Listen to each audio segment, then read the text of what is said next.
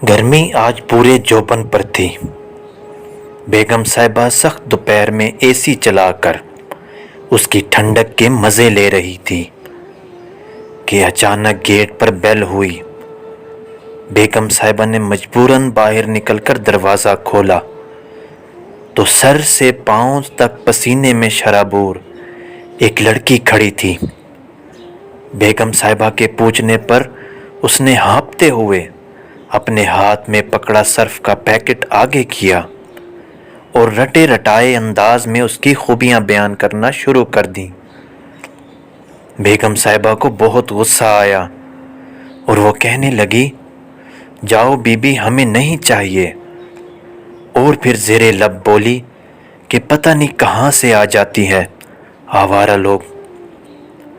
یہ کہہ کر زور سے دروازہ بند کر دیا۔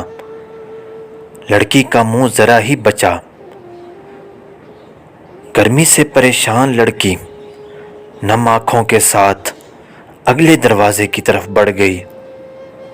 ہم میں سے بھی کئی لوگ اس کہانی سے ملتی جلتی حرکت کر چکے ہوں گے۔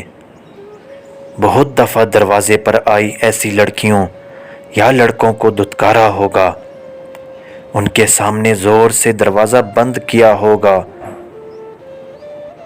انہیں زیر لب بد کردار کہا ہوگا، اور اس سارے عمل کے بعد خود کو حق پر سمجھا ہوگا، کیونکہ انہوں نے ہمارا وقت ضائع کیا، ہماری مصروفیت میں دخل اندازی کی، ہمیں ٹھنڈے کمرے سے نکلنے پر مجبور کیا۔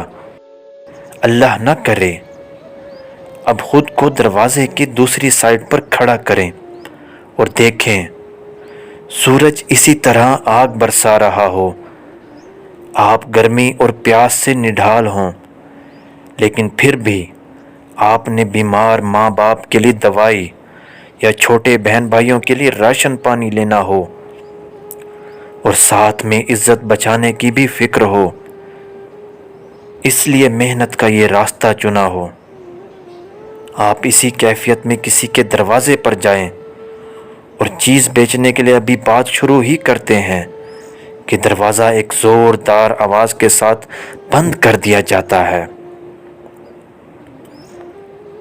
اور آپ کو زیر لب گالی بھی سننے کو ملتی ہے۔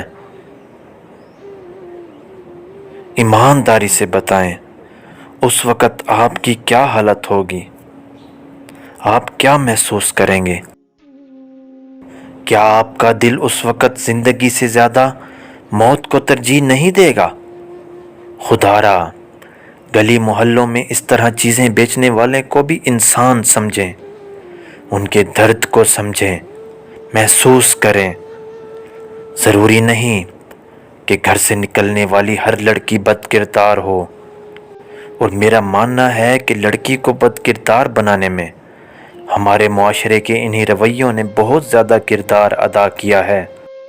آپ ان سے کچھ نہیں خریدنا چاہتے تو نہ خریدیں، مگر ان کی عزت تو کریں، ان کی عزت نفس کو مجروح مت کریں۔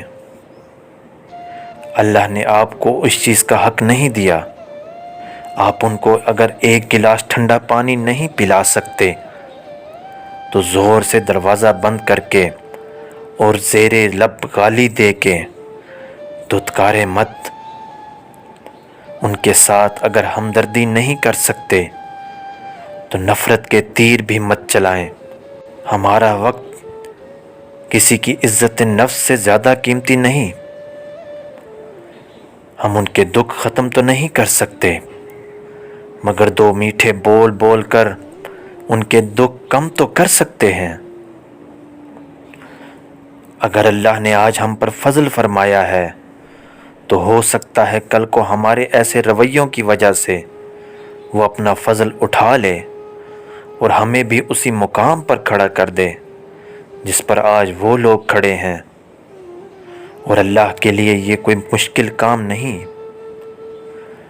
امید کرتا ہوں آج کی یہ بات آپ کو اچھی لگی ہوگی۔ دعاؤں میں یاد رکھیے گا۔ اگلی ویڈیو تک اللہ حافظ۔